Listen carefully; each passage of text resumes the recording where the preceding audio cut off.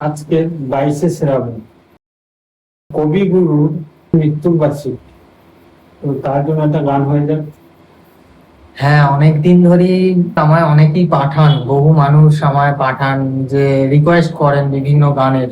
আজ একটা স্পেশাল দিন বলতে গেলে যে কোনো আর্টিস্টদের পক্ষে এই যে দিনটা একটা খুব আলাদা স্পেশাল দিন হয়ে যায়, কারণ এই দিনে বিশ্বকবি আমাদের সকলের প্রিয় রবীন্দ্রনাথ ঠাকুরের মৃত্যু দিবস হিসাবে আমরা পালন করি। যেহেতু অনেক রিকোয়েস্ট আসে, তার মাধ্যম থেকে আজকেও অনেক রিকোয়েস্ট পেয়েছি আমি বিভিন্ন সং এর, আমার সং থেকে বিভিন্ন সং এর বহু রিকোয়েস্ট আসে আমার কাছে ডেলি বিভিন্ন গানের। তো আজকেও এসছে, আপনারা করতে থাকবেন, এরকম ভালো লাগে মন থেকে, অনেক রকম রিকোয়েস্ট পাই নিজের গানের এবং সকল বিভিন্ন শ্রদ্ধেয় শিল্পীদের গান। তার মধ্যে থেকে সব থেকে বেশি যে গানটা রিকোয়েস্ট পেয়েছি, আমি চেষ্টা করছি মন থেকে সেটা প্রয়াস করার।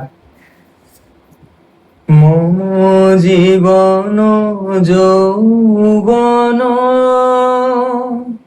মম অখিল ভুবন, তুমি ঘুরিবে গৌরবে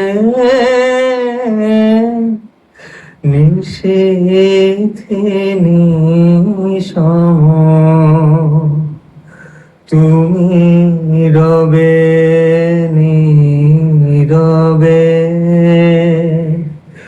হৃদয়ে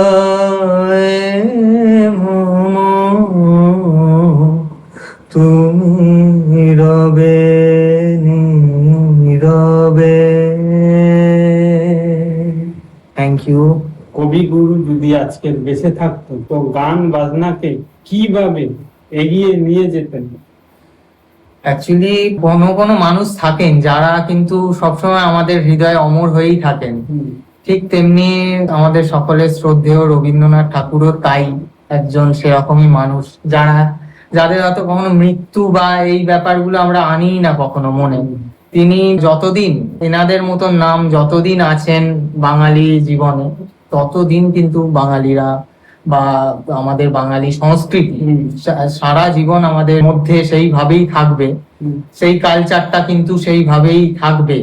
তাদের নামটাই তাদের অ্যাকচুয়াল পরিচয় হয়ে যায়। কিছু কিছু মানুষের নামেই বলা হয় না যে কিছু কিছু মানুষের নামই কিন্তু তাদের সমস্ত শেষ কথা হয়ে যায়। একদম ঠিক তেমনি এনাদের নামও তাই, নেতাজি সুভাষচন্দ্র বোস আমাদের সকলে যেমনি এখন বিভিন্ন দেখবেন এনাদের নিয়ে বিভিন্ন রকম কুরুচিকর মন্তব্য, বিভিন্ন জিনিস আমরা দেখতে পাচ্ছি, যেটা হচ্ছে আমাদের একটা অসুস্থ সমাজেরও কিন্তু পরিচয় দিচ্ছে। হয়তো কোনো কোনো মানুষের খারাপ লাগতে পারে আমাদের কথা বা কিছু, কিন্তু আমরা যেটা বলি ফ্যাক্ট বলবো। এন্ড আমরা বিশেষ করে আমি তো প্র্যাকটিক্যালি বিভিন্ন জিনিস দেখছি। আমার ভিডিও যেহেতু মানুষ আজকে হয়তো খুব বলতে নেই যে লাখ লাখ মানুষ আমি যাই ছাড়ি যে কোনো প্ল্যাটফর্মে কিন্তু দেখে নেন, সেইভাবেই ভিউজ আমাদের মানুষ দেখেন, লাইক করেন, বহু কমেন্ট করেন, হয়তো তাদের রিপ্লাইও করতে পারি না ইনস্টাগ্রামে, ফেসবুক, ইউটিউব, বিভিন্ন প্ল্যাটফর্মসে। তো লাখ মানুষ হলেও কিন্তু দেখেন আমাদের জিনিসগুলো। তো আমাদেরও একটা দায়িত্ব থাকে যে ভালো জিনিস মানুষ যাতে পায়, ভালো সংস্কৃতি, ভালো শিল্প যাতে মানুষের সামনে এসে দাঁড়ায় কোথাও না কোথাও। একদম ঠিক।